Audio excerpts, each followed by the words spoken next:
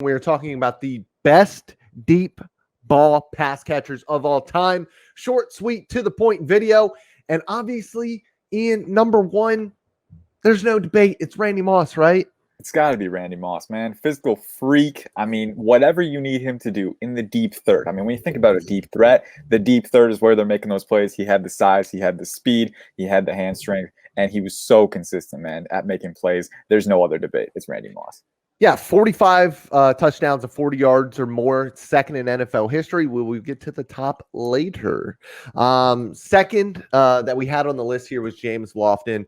A little bit older, era here, but he had 27 touchdowns of 40 or more yards. And at age 34, he scored a pivotal touchdown, 61 yards, in Super Bowl 25 for the Buffalo Bills, and he was 34 at the time. He was a speedster for the Green Bay Packers. Yeah, and he was ahead of his time, too. Athletically, he was just at a tier above everyone else. If he played today, I don't think he would have missed a beat.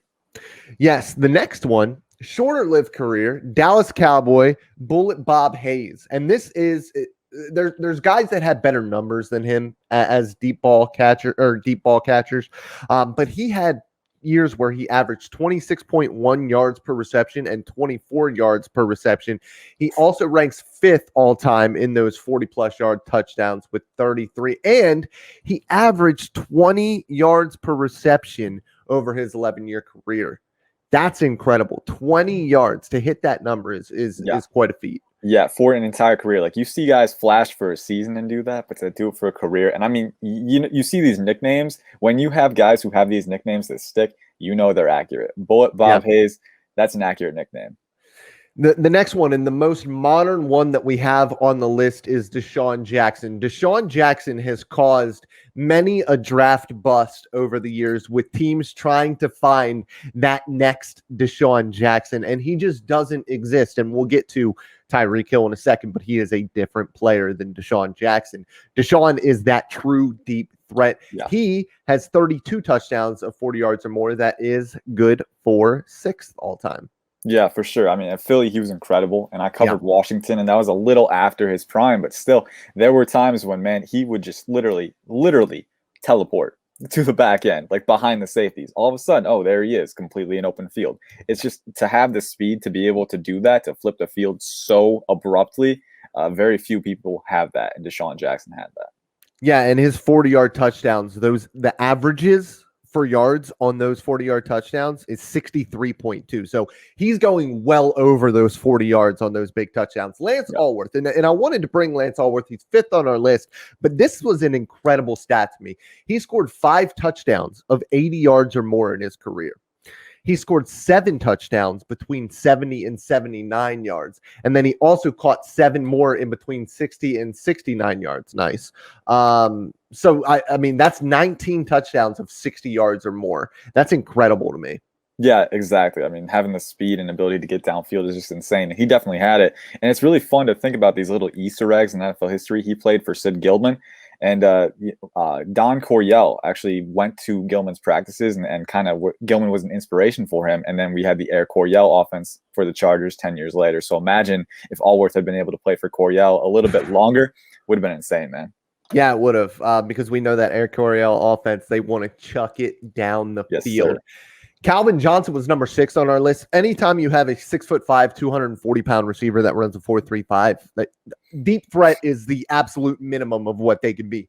He is the biggest alien we've ever seen in the NFL, I think, at any position. I mean, obviously, you have Aaron Donald, who is a freak at defensive tackle, but imagine if Aaron Donald was the athlete that he was at 320 pounds instead of 285 pounds. That's what you had in Calvin Johnson. Terrible to see his career be so short, but he had to do what was best for him.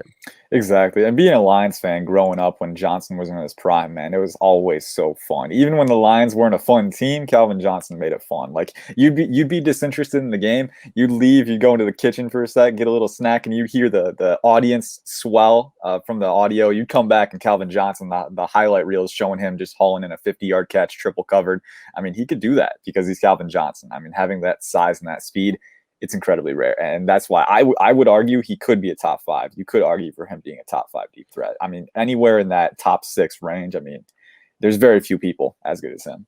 Yes, and at number 7, we went a little bit off the beaten path here. We went with Terrell Owens at 7, and part of it is because he was a physical freak, but mostly because he ranks 3rd all time in 40-plus yard touchdowns. He has 40 of them. That's second only to Randy Moss, who is second, and somebody who we will talk about here in a second, who is number 1. But when you think about Terrell Owens, you think of him more as a yards after the catch guy. And so that's why even with that statistic, you couldn't rank him higher. Yeah, for sure. For sure. I mean, some of these guys, like when you think about the top deep threat, it's like that's like their main mode. Terrell Owens was more of a complete guy. He had the run after catch, but also he was an alpha down the field and he had that toughness to make those catches. I mean, you think of an alpha, Terrell Owens, the first guy that comes to mind, and that really translated in the deep third as well.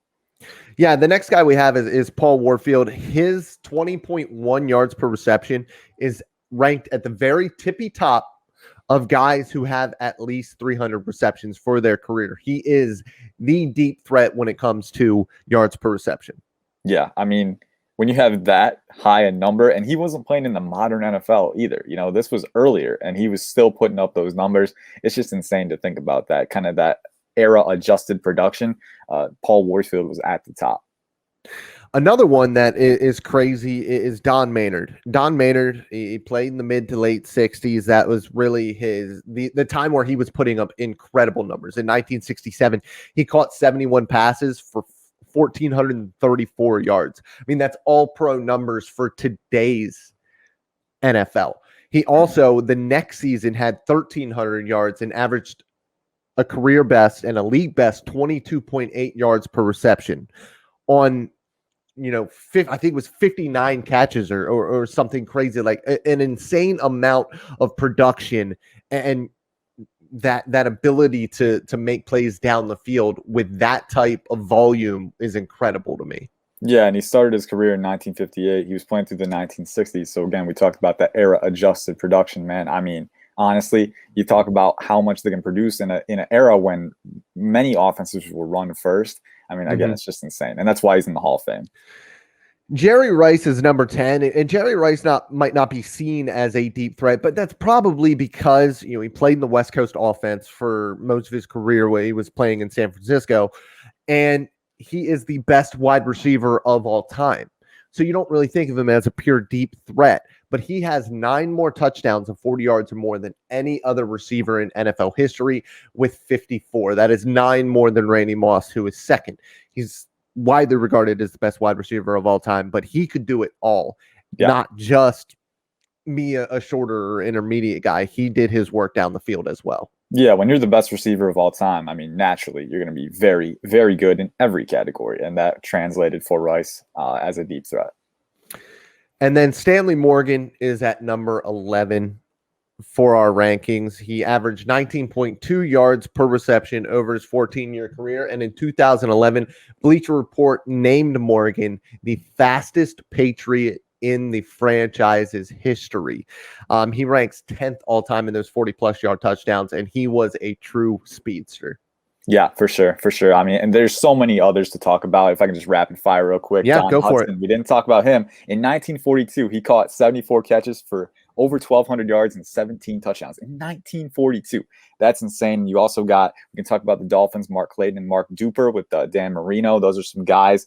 Homer Jones, if you play longer, Henry Ellard. There's a ton of good ones. Yeah, Joey Galloway is another one that comes to mind for me for pure speed and deep threat. But I wanted to finish this off really quickly by talking about Tyreek Hill. Tyreek Hill is going to be on this list eventually. His 40-plus yard reception touchdowns are already up there with the historically great. I want to see it for longer, and we will see it for longer. As long as he's able to stay healthy, stay on the field, he is going to end up high on this list, because when you talk to a defensive coordinator, when you talk to guys that cover the NFL, there's nobody that they fear more as an offensive weapon than Tyreek Hill. He just adds an element that nobody else in the NFL does. And that is all that we have for today, guys. We will be back again talking another football topic. Know that, as always, I love you. Goodbye.